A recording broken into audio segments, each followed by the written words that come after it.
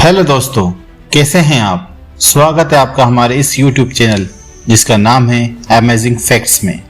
दोस्तों, आज हम बात करने वाले हैं राइनोसेरस के बारे में। राइनोसोरस यानी गेंडा। राइनोसोरस एक ग्रीक वर्ड है जो दो शब्दों से मिलकर बना है, राइनो प्लस सोरस। राइनो का मतलब होता है नोस और सोरस का मतलब होता है हॉर्न। क्या आप जानते हैं, हाथी के बाद सफेद गेंडा दुनिया का दूसरा सबसे बड़ा स्तनपायी जानवर है। सफेद गेंडे की ऊंचाई लगभग 6 फीट तक बढ़ सकती है।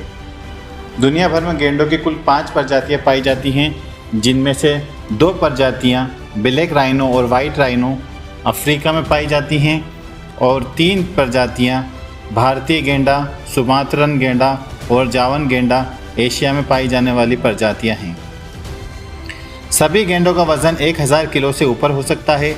इसमें से अफ्रीकी सफ़ेद गेंडे का वजन 3200 किलोग्राम तक पहुंच सकता है। गेंडे का सींग बालों और नाखूनों की तरह ही जीवन भर बढ़ता रहता है। अगर ये किसी कारण टूट जाए तो इसके स्थान पर दूसरा सींग उग जाता है। गेंडे का सींग केराटिन नामक एक प्रोटीन से बना होता है, जिससे बाल और नाखून बने होते हैं। सुमात्रा प्रजाति के गेंडे सबसे छोटे कद के होते हैं। इनकी ऊंचाई लगभग 5 फीट तक होती है। सुमात्रा प्रजाति के गेंडे एकमात्र गेंडे हैं जिनके शरीर पर बाल होते हैं। भारतीय गेंडे 10 अलग अलग आवाज़ें निकालने के लिए जाने जाते हैं। सफ़ेद मादा गेंडों को छोड़कर गेंडों की लगभग सभी प्रजातियों में मादा गेंडों का गर्भकाल 16 महीनों का होता है। सफ़ेद मादा गेंडों का गर्भकाल 16 से 18 महीनों तक का होता है। गेंडे 50 किलोमीटर प्रति घंटे की रफ्तार से भाग सकते हैं। गेंडों का जीवन काल 40 या 50 साल तक होता है।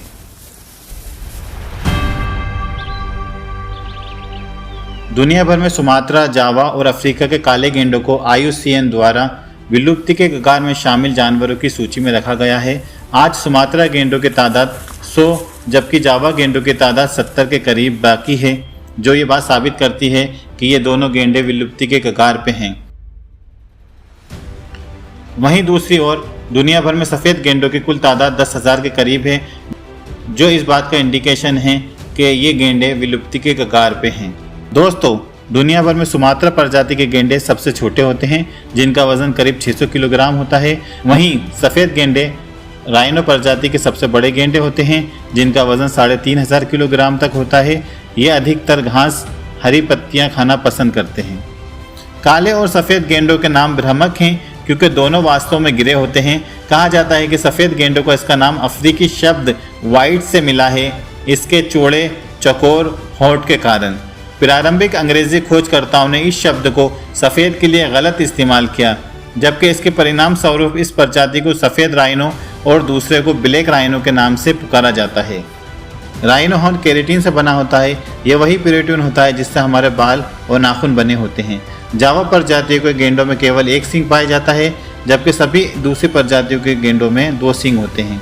उनके सींग लगातार अपने जीवन काल में बढ़ते रहते हैं। सफ़ेद गेंडे का सींग हर साल 7 सेंटीमीटर तक बढ़ जाता है और रिकॉर्ड लंबाई इसकी 150 सेंटीमीटर नापी गई है।